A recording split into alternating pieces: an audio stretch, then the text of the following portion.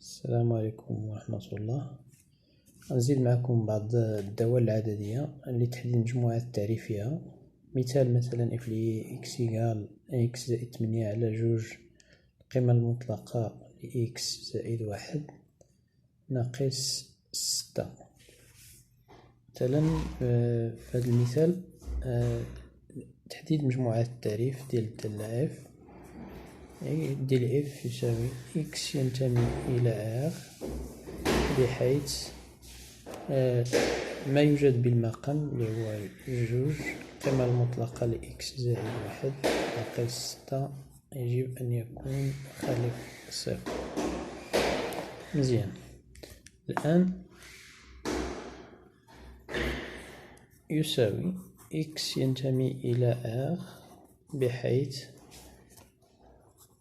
القيمة المطلقة لإكس زائد 1 يخالف 6، يعني إكس ينتمي إلى ار بحيث القيمة المطلقة لإكس زائد 1 تخالف 6 على جوج اللي هي 3، يعني أن إكس ينتمي إلى ار بحيث القيمة المطلقة لإكس زائد 1 تخالف 3، يعني أن إكس زائد 1 يخالف 3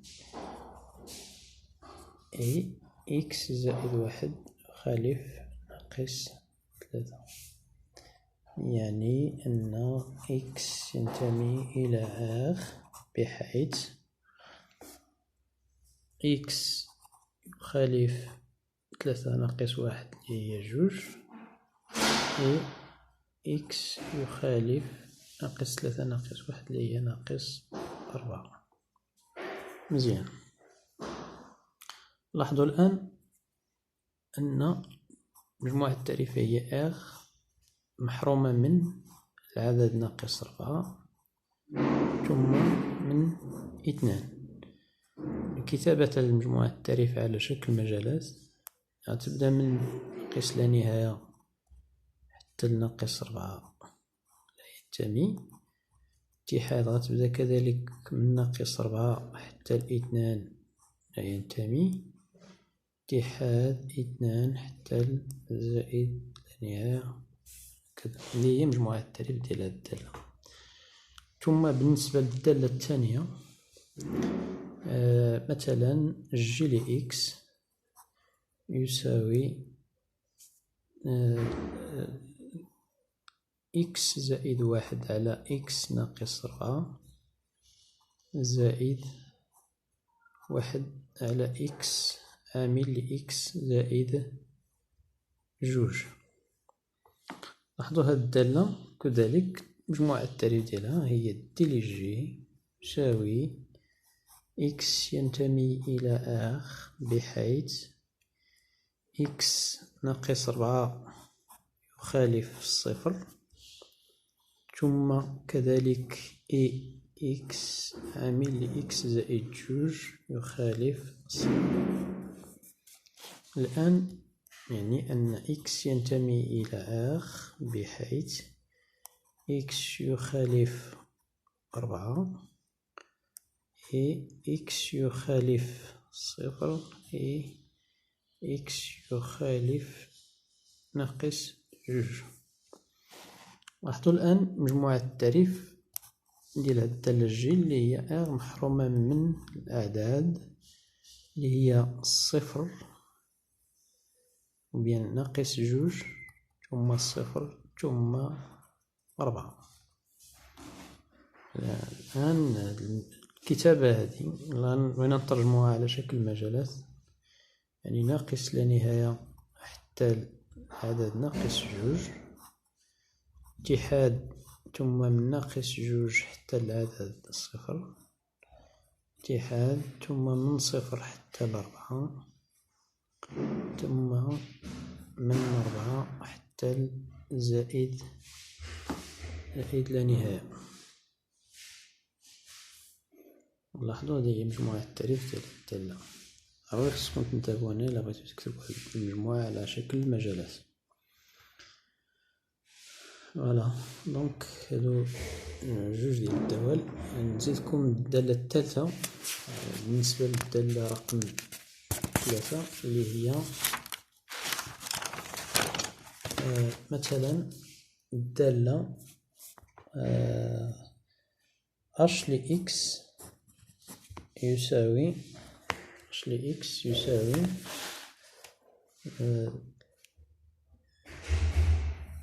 إكس أس 3 على جذر مربع 1 ناقص القيمة المطلقة لإكس. لاحظوا بالنسبة لهاد الدالة دي لي اش يساوي إكس ينتمي إلى آخ بحيث ما بداخل جذر المربع. الآن جذر المربع يتواجد في المقام، إذا ما بداخل جذر المربع خاصو يكون أكبر قطعا من صفر. الآن إكس ينتمي إلى آخ بحيث ناقص القيمة المطلقة لإكس أكبر قطعا من ناقص 1، يعني أن إكس ينتمي إلى آخ بحيث الآن القيمة المطلقة لإكس الرمز سيتغير، تولي صار قطعا من 1. الآن المتراجحة تحتوي على القيمة المطلقة، يعني أن إكس ينتمي إلى آخ بحيث إكس سيكون محصور بين ناقص 1 و 1. بالتالي مجموعة التعريف ديال هاد الدالة هي المجال المفتوح ناقص 1 حتى 1. هذه هي مجموعة التعريف ديال الدالة غش. يعني لاحظوا هاد الدالة انتبهوا ليها مزيان، لأنها كتحتوي في هاد الحالة عندكم الجذر المربع في المقام.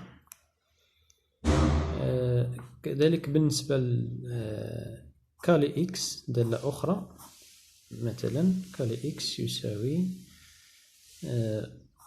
1 على جذر مربع إكس ناقص 2. بالنسبة لهاد الدالة ديليكا مجموعة التعريف ديالها إكس ينتمي إلى آخ بحيث جذر مربع إكس ناقص 2 تخالف 0، ثم كذلك ما بداخل الجذر اللي هو إكس خاصها تكون أكبر أو يساوي 0. لاحظوا الآن جوج شروط اللي خصكم تردوا لهم البال. المقام خاصو يكون خالف 0، وهنا ما بداخل الجذر المربع خاصو يكون أكبر أو يساوي 0. علاش؟ لأن الكتابة مفرقة، ما كايناش كل ما تحتوي إلا على جذر مربع. بالتالي دونك في هذه الحالة إكس ينتمي إلى آخ حيث جذر مربع إكس يخالف 2 إكس أكبر من أو يساوي 0، يعني إكس ينتمي إلى آخ جذر مربع إكس نفرض كل سي 2، دونك يسولي إكس يخالف 4 إكس أكبر من أو يساوي 0. الآن